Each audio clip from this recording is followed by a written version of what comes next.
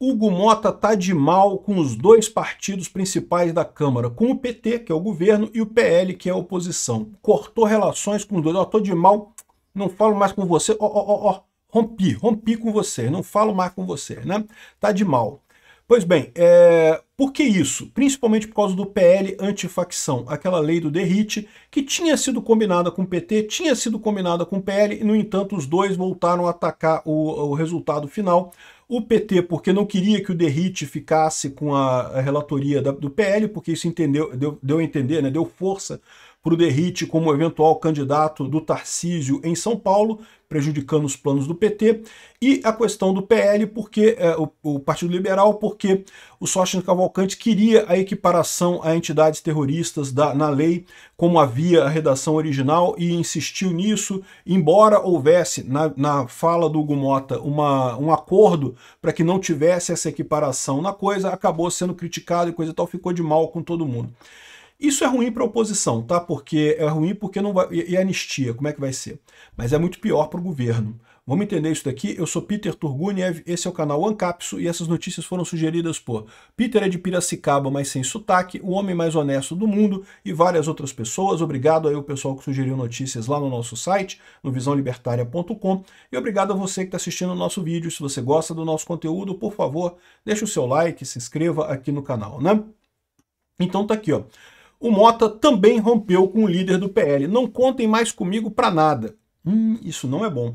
Além de Sóstenes Cavalcante, o presidente da Câmara também cortou relações com o líder do PT, o Lindbergh Farias. Os dois, pelo mesmo motivo.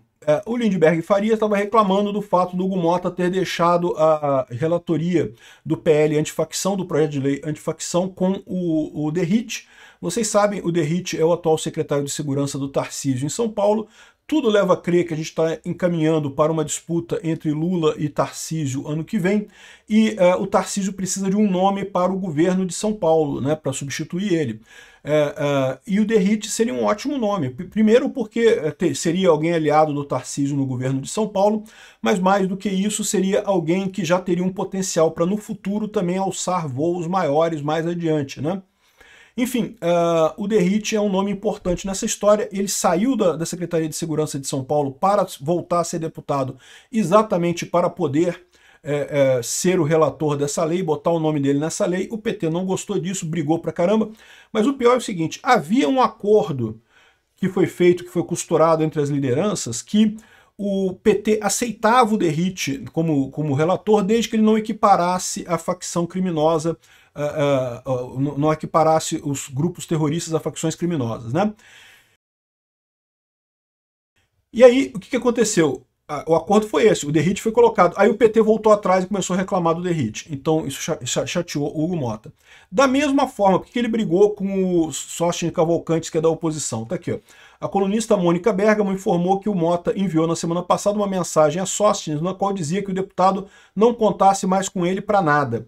Mota foi muito atacado por Sóstenes após barrar a tentativa da oposição de recuperar a equiparação entre facções criminosas e terroristas no projeto de lei antifacção na semana passada. Então vocês lembram que a primeira versão do PL antifacção colocava realmente os crimes todos de terrorismo na lei de facção criminosa. Isso não era uma equiparação exatamente, não estava equiparando, mas estava botando na mesma lei. O que é uma coisa que o governo Lula não queria, né? Lembrando que é um absurdo, porque eu acho que tinha que equiparar mesmo, eles são realmente facção terrorista, né?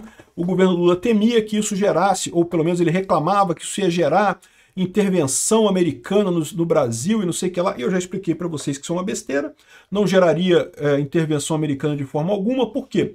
Porque os Estados Unidos se reserva o direito de intervir em outros países para contestar ou para atacar organizações terroristas, quando eles, lá nos Estados Unidos, consideram que aquela organização é terrorista.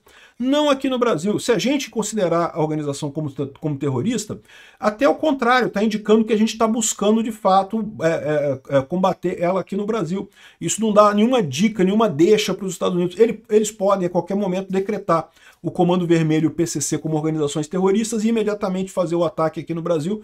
Não haveria nada que impedisse eles de fazer isso, embora eu acho pouco provável chegar nesse ponto, né?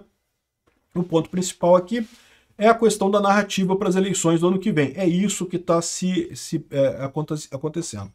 Enfim, o PL antifacção passou na Câmara e teve esse resultado. O Mota brigou com o Lindbergh Farias do governo e brigou com o Sócrates Cavalcante da oposição.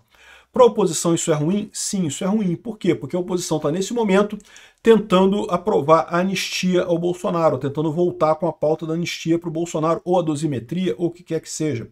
Mas aparentemente está sem abertura para isso, né? A Folha de São Paulo já está comemorando aqui, ó. Congresso esquece Bolsonaro. Não esquece Bolsonaro. Esse pessoal quer tanto, eles querem muito. Esquece o Bolsonaro, já acabou, o Bolsonaro acabou. Consenso social agora já acabou, nunca mais vai ter Bolsonaro. É lógico que ninguém acredita nisso, ninguém leva isso a sério. Evidentemente, não esqueceram o Bolsonaro, nada. Compraram uma briga com o Lula, é verdade. Esse é o ponto central. Escalaram a crise com o Lula e botaram a agenda em risco, a agenda do governo. O Centrão está querendo botar suas asinhas para fora, né? Aproveitando que a direita está meio que incapacitada pela proibição do Bolsonaro, então agora o Centrão, ó, a terceira via tentando aparecer aí. Já disse para vocês, eu não acho que isso tenha chance nenhuma. Quem vai decidir o próximo presidente vai ser o Bolsonaro mesmo. Quem ele indicar deve ser quem vai ganhar as eleições de 2026. Mas é lógico, isso daqui pode ser um problema para a gente. Por quê? De novo, o Hugo Mota brigando com a oposição dificulta você passar anistia, passar qualquer outra ação que tiver lá. E por outro lado, Hugo Mota brigando com o PT, para o PT é muito pior. É isso que é o ponto. É ruim para a oposição? É ruim para a oposição, para o PL. Mas é muito pior para o PT, é muito pior para o governo, porque o governo tem que aprovar um monte de coisa, se não aprovar essas coisas todas, não consegue governar. Então a situação é muito mais crítica para o governo do que para a oposição nesse caso aqui. O Hugo Mota, vamos ver quanto tempo vai durar o Tô de Mal. Né, o Tô de Mal, cortei relações do Hugo Mota com o pessoal, mas não deve durar muito tempo, esse pessoal sempre tem, só dá um dinheirinho para ele que melhora a coisa, mas de qualquer forma prejudica muito mais o governo do que a oposição nessa história. Eu estou torcendo pela briga, continuem brigando no final das contas. Obrigado por assistir nosso vídeo até o final. Tem alguns links para você nos ajudar aí na tela e também na descrição desse vídeo. Contribua com o nosso projeto.